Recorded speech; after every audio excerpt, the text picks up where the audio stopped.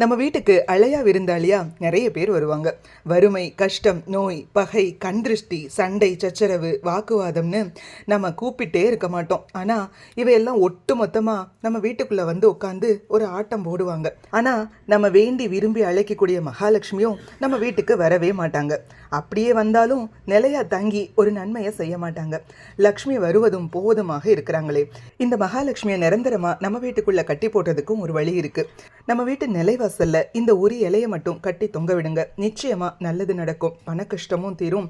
நம்மளுக்கு இருக்கிற கண் திருஷ்டியும் கொஞ்சம் கொஞ்சமா குறைய ஆரம்பிக்கும். அப்படி என்னதான் இலைன்னு கேட்குறீங்களா? தேவலோகத்துல இருந்து கொண்டு வர வேண்டிய அதிசய இலையெல்லாம் இல்லைங்க.